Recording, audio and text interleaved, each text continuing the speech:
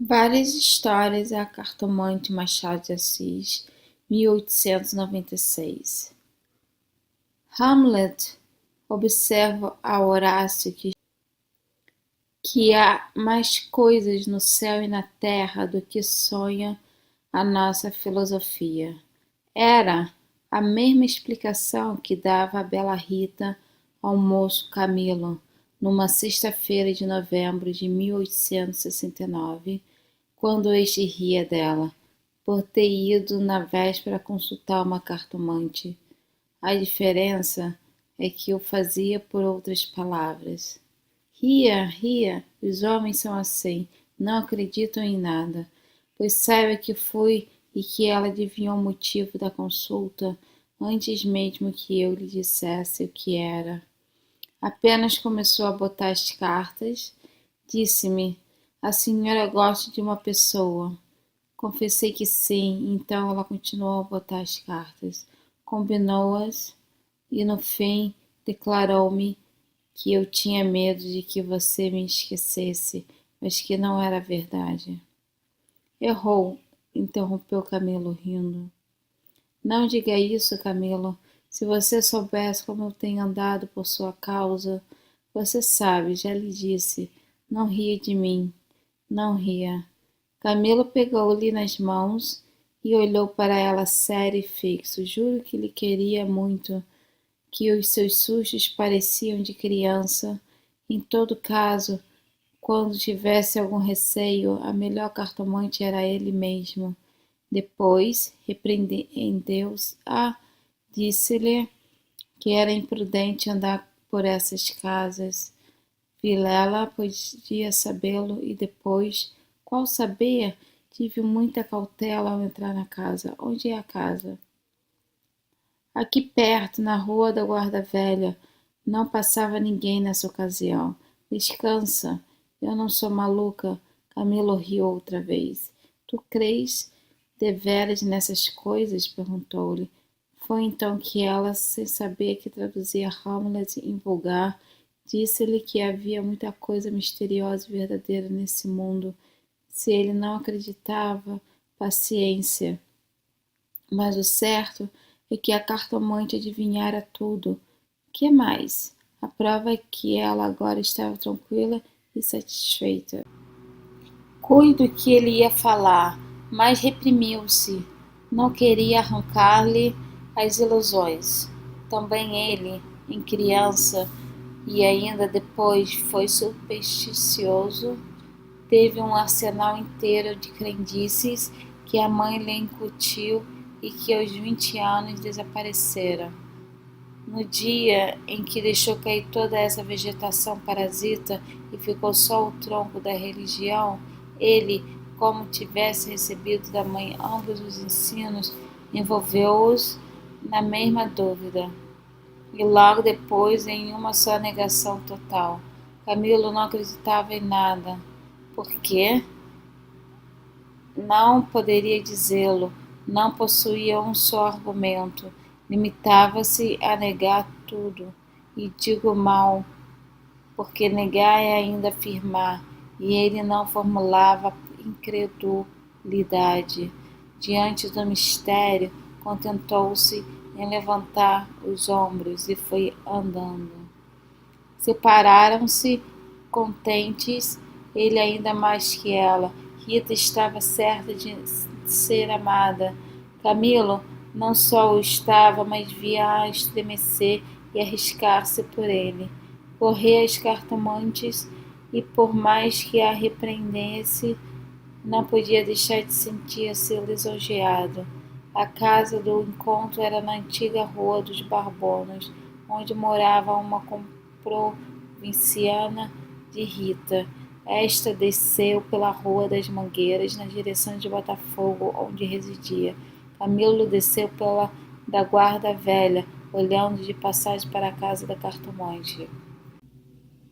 Vilela, Camilo e Rita, 3 nomes, uma aventura e nenhuma explicação das origens. Vamos a ela. Os 2 primeiros eram amigos de infância. Vilela seguiu a carreira de magistrado. Camila entrou no funcionalismo, contra a vontade do pai, que queria vê-lo médico, mas o pai morreu e Camilo preferiu não ser nada, até que a mãe lhe arranjou um emprego público. No princípio de 1869, voltou Vilela da província, onde casara com uma dama formosa e tonta. Abandonou a magistratura e veio abrir banca de advogado. Camilo arranjou-lhe casa para os lados de Botafogo e foi a bordo recebê-lo. É o senhor? Exclamou Rita, estendendo-lhe a mão. Não imagina como meu marido é seu amigo. Falava sempre do senhor. Camilo e Vilela olharam-se com ternura. Eram amigos deveras. Depois, Camilo confessou de si para si que a mulher do Vilela não desmentia as cartas do marido. Realmente era graciosa e viva nos gestos, olhos cálidos, boca fina e interrogativa. Era um pouco mais velha que ambos, contava 30 anos, Vilela 29 e Camilo 26. Entretanto, o porte grave de Vilela fazia-o parecer mais velho que a mulher. Enquanto Camilo era um ingênuo na vida moral e prática, faltava-lhe tanto a ação do tempo como os óculos de cristal que a natureza põe no berço de alguns para adiantar os anos. Nem experiência, nem intuição. Uniram-se os três. Convivência trouxe intimidade. Pouco depois morreu a mãe de Camilo e nesse desastre que o foi, os dois mostraram-se grandes amigos dele. Vilela cuidou do enterro, dos sufrágios e do inventário. Rita tratou especialmente do coração, e ninguém o faria melhor. Como daí chegaram ao amor, não o soube ele nunca. É verdade que gostava de passar as horas ao lado dela. Era a sua enfermeira moral, quase uma irmã, mas principalmente era mulher e bonita, odor de femina. Eis o que ele aspirava nela, e em volta dela para incorporá-lo em si próprio. Liam os mesmos livros, iam juntos a teatros e passeios. Camilo ensinou-lhe as damas e os xadrez e jogavam às noites. Ela mal, ele para lhe ser agradável, pouco menos mal. Até aí as coisas. Agora a ação da pessoa, os olhos teimosos de Rita, lhe procuravam muita vez os dele, que os consultavam antes de o fazer ao marido, as mãos frias, as atitudes insólitas. Um dia, fazendo ele anos, recebeu de Vilela uma rica bengala de presente, e de Rita apenas no cartão, com um vulgar cumprimento a lápis.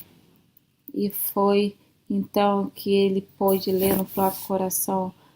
Não conseguia arrancar os olhos do boletim. Palavras vulgares, mas há vulgaridades sublimes, ou pelo menos deleitosas. A velha caleça de praça em que pela primeira vez passeaste com a mulher amada, fechadinhos ambos, vale o carro de Apolo. Assim é o homem, assim são as coisas que o cercam. Camilo quis sinceramente fugir, mas já não pôde. Rita, como uma serpente, foi se cercando dele, envolvendo-o todo, fez-lhe estalar os ossos no espasmo e pingou-lhe veneno na boca. Ele ficou atordoado e subjugado. Vexame, sustos, remorsos, desejos, tudo sentiu de mistura. Mas a batalha foi curta e a vitória delirante. Adeus escrúpulos. Não tardou que o sapato se acomodasse ao pé. E aí foram ambos, estrada fora, braços dados, pisando folgadamente por cima de ervas e pedregulhos, sem padecer nada mais que algumas saudades. Quando estavam ausentes um do outro, a confiança e estima de Vilela continuavam a ser as mesmas. Um dia, porém, recebeu Camilo uma carta anônima que lhe chamava imoral e pérfido e dizia que a aventura era sabida de todos. Camilo teve medo e, para desviar as suspeitas, começou a rarear as visitas à casa de Vilela. Este notou-lhe as ausências. Camilo respondeu que o motivo era uma paixão frívola de rapaz. Candura girou astúcia. As ausências prolongaram-se e as visitas cessaram inteiramente. Pode ser que entrasse também nisso um pouco de amor próprio, uma intenção de diminuir os obséquios do marido, para tomar menos dura a aleivosia do ato. Foi por esse tempo que Rita, desconfiada e medrosa, correu à cartomante para consultá-la sobre a verdadeira causa do procedimento de Camilo.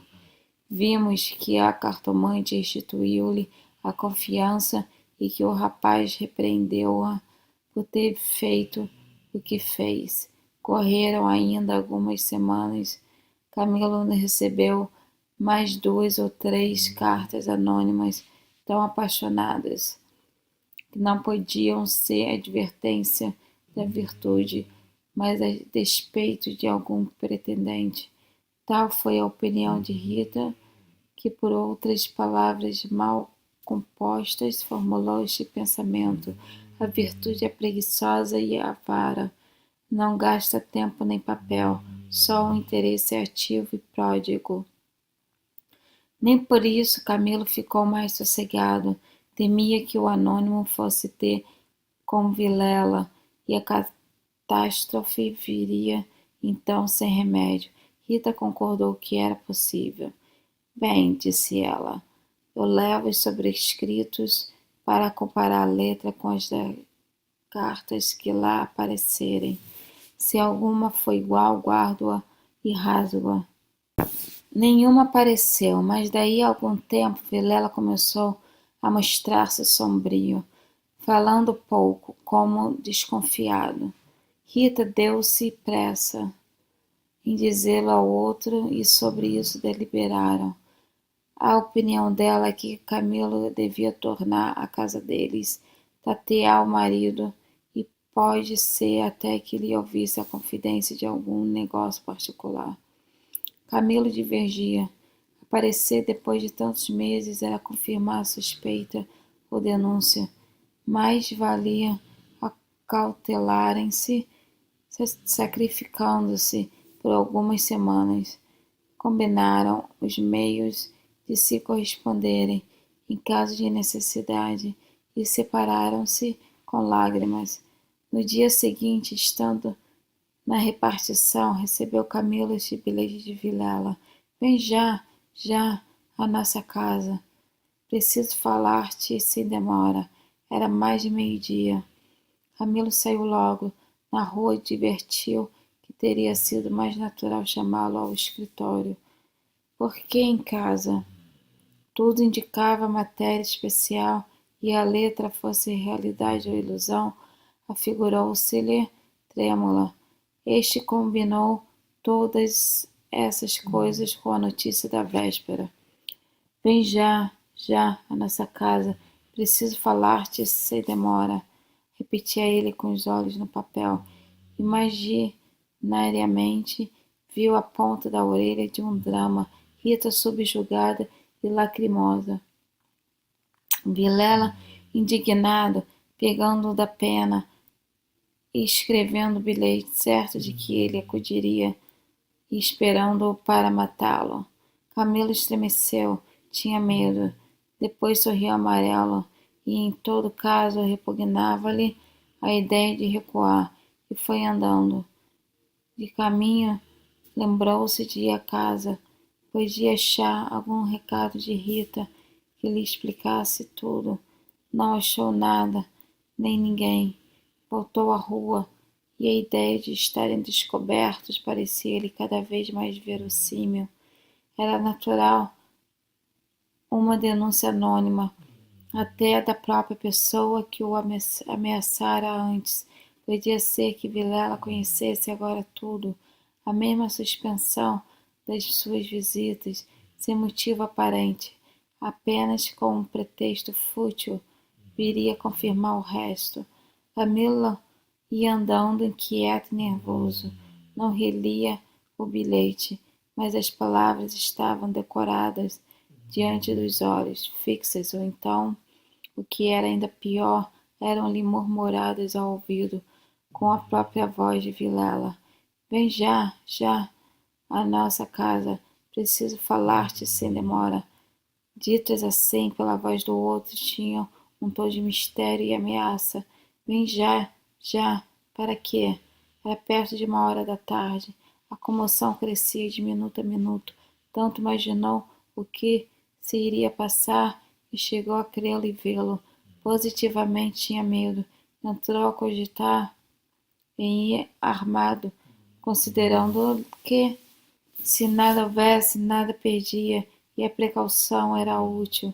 Logo depois rejeitava a ideia, vexado de si mesmo, e seguia picando o passo na direção do Largo do Carioca para entrar no Tilbury. Chegou, entrou e mandou seguir a trote largo. Quanto antes, melhor, pensou ele, não posso estar assim. Mas o mesmo trote do cavalo veio agravar-lhe a comoção. O tempo voava e ele não tardaria em testar um perigo. Quase no fim da rua da Guarda Velha, o Tilbury teve de parar. A rua estava atravancada, com uma carroça que caíra. Camilo, em si mesmo, estimou o obstáculo e esperou. No fim de 5 minutos, reparou que ao lado, à esquerda, ao pé do Tilbury, ficava a casa da cartomante, a quem Rita consultara uma vez, e nunca ele desejou tanto crer na lição das cartas. Olhou, viu as janelas fechadas, quando todas as outras estavam abertas e pejadas de curiosos do incidente da rua.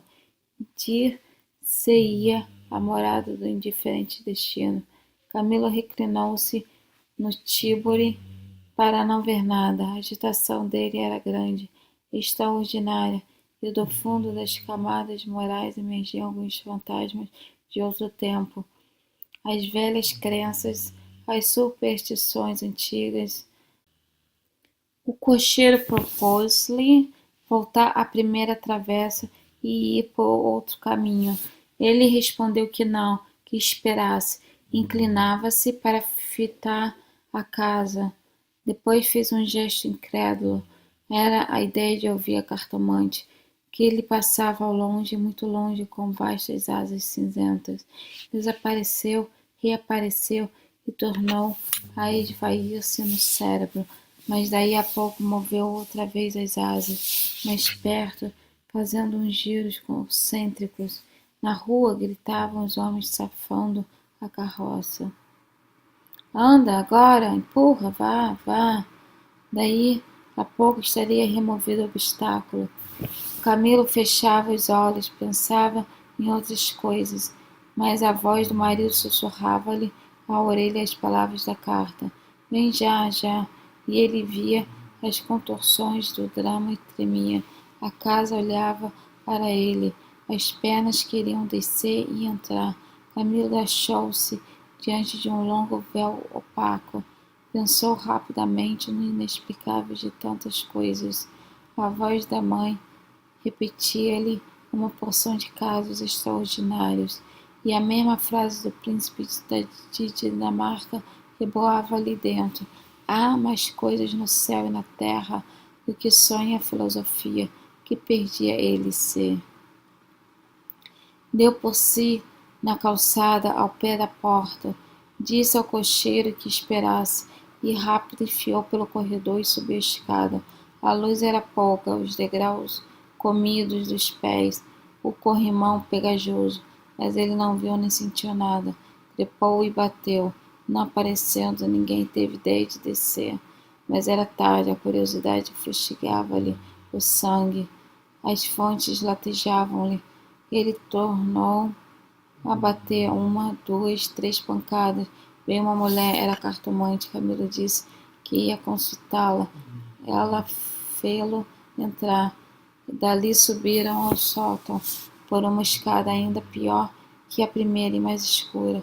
Em cima havia uma salinha, mal iluminada por uma janela, que dava para o telhado dos fundos, velhos trastes, paredes sombrias, um ar de pobreza que antes aumentava do que destruía o prestígio. A cartomante fê-lo sentar diante da mesa e sentou-se do lado oposto, com as costas para a janela, de maneira que a pouca luz de fora batia em cheio no rosto de Camilo. Abriu uma gaveta e tirou um baralho de cartas compridas e enxovalhadas. Enquanto esbaralhava, rapidamente olhava para ele, não de rosto, mas por baixo dos olhos. Era uma mulher de 40 anos, italiana, morena e magra, com grandes olhos sonsos e agudos.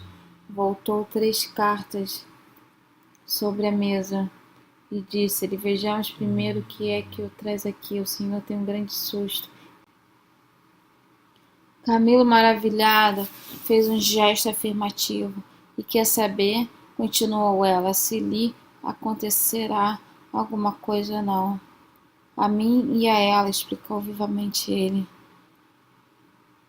A cartomante não sorriu, disse-lhe só que esperasse. Rápido, pegou outra vez das cartas e baralhou-as com os longos dedos finos de unhas descuradas. Baralhou-as bem, transpôs os maços 1, 2, 3 vezes. Depois começou a estendê-las. Camilo tinha os olhos nela, curioso e ansioso. As cartas dizem-me. Camilo inclinou-se para beber uma a uma as palavras. Então ela declarou-lhe que não tivesse medo de nada, nada aconteceria nem a um nem a outro, e ele, o terceiro, ignorava tudo. Não obstante, era indispensável muita cautela. Ferviam invejas e despeitos. Falou-lhe do amor que os ligava, da beleza de Rita. Camilo estava deslumbrado. A cartomante acabou, recolheu as cartas e fechou-as na gaveta. A senhora restituiu-me a paz ao espírito, disse ele, estendendo a mão por cima da mesa e apertando a da cartomante. Esta levantou-se rindo. Vá, disse ela, vá, ragazzo innamorato. E de pé, com o dedo indicador, tocou-lhe na testa. Camilo estremeceu, como se fosse a mão da própria Sibila, e levantou-se também. A cartomante foi à cômoda, sobre a qual estava um prato com passas, tirou um cacho dessas, começou a despencá-las e comê-las, mostrando 2 fileiras de dentes que desmentiam as unhas. Nessa mesma ação comum, a mulher tinha um ar particular. Camilo, ansioso por sair, não sabia como pagar-se, ignorava o preço. Passas custam dinheiro, disse ele afinal, tirando a carteira. Quantas quer mandar buscar? Pergunte ao seu coração, respondeu ela. Camilo tirou uma nota de 10.000 réis e deu-lhe. Os olhos da cartomante fuzilaram. O preço usual era 2.000 réis. Vejo bem que o senhor gosta muito dela, e faz bem. Ela gosta muito do senhor. Vá, vá, tranquilo. Olha, a escada é escura. Ponha o chapéu. A cartomante tinha já guardado a nota na algibeira e descia com ele, falando com um leve sotaque. Camilo despediu-se dela embaixo e desceu a escada que levava à rua, enquanto a cartomante, alegre com a paga, tornava acima, cantarolando uma barcarola. Camilo achou o Tiburi esperando. A rua estava livre, entrou e seguiu a trote largo. Tudo lhe parecia agora melhor, as outras coisas traziam outro aspecto. O céu estava límpido e as caras joviais. Chegou a rir dos seus receios, que chamam pueris. Recordou os termos da carta de Vilela e reconheceu que eram íntimos e familiares. No dia que ele lhe descobrira a ameaça, ele advertiu também que eram urgentes e que fizera mal em demorar-se tanto. Podia ser algum negócio grave e gravíssimo. Vamos, vamos depressa, repetia ele ao cocheiro, e consigo, para explicar a demora ao amigo, engenhou qualquer coisa. Parece que formou também o plano de aproveitar o incidente para tornar a antiga assiduidade de volta com os planos. Reboavam-lhe na alma as palavras da cartomante. Em verdade, ela adivinhara o objeto da consulta, o estado dele, a existência de um terceiro. Por que não adivinharia o resto? O presente que se ignora vale o futuro. Era assim, lentas e contínuas, que as velhas crenças do rapaz iam contornando ao de cima, e o mistério empolgava-o com as unhas de ferro. Às vezes queria rir e ria de si mesmo, algo vexado, mas a mulher, as cartas, as palavras secas e afirmativas, a exortação, vá, vá, ragazzo innamorato, e no fim, ao longe, a barcarola da despedida, lenta e graciosa, tais eram os elementos recentes que formavam os antigos uma fé nova e vivaz. A verdade é que o coração ia alegre e impaciente, pensando nas horas felizes de outrora e nas que haviam de vir. Ao passar pela glória, Camila olhou para o mar, estendeu os olhos para fora, até onde a água e o céu dão um abraço infinito, e teve assim uma sensação do futuro longo, longo, interminável. Daí a pouco chegou à casa de Vilela, apeou-se, empurrou a porta de ferro do jardim e entrou. A casa estava silenciosa. Subiu os 6 degraus de pedra e mal teve tempo de bater. A porta abriu-se e apareceu-lhe Vilela. Desculpa, não pude vir mais cedo. Que há? Vilela não lhe respondeu. Tinha as feições decompostas. Fez-lhe sinal e foram para uma saleta interior. Entrando, Camilo não pôde sufocar um grito de terror. Ao fundo, sobre o canapé, estava Rita morta e ensanguentada. Vilela pegou-o pela gola e com 2 tiros de revólver tirou-o morto no chão.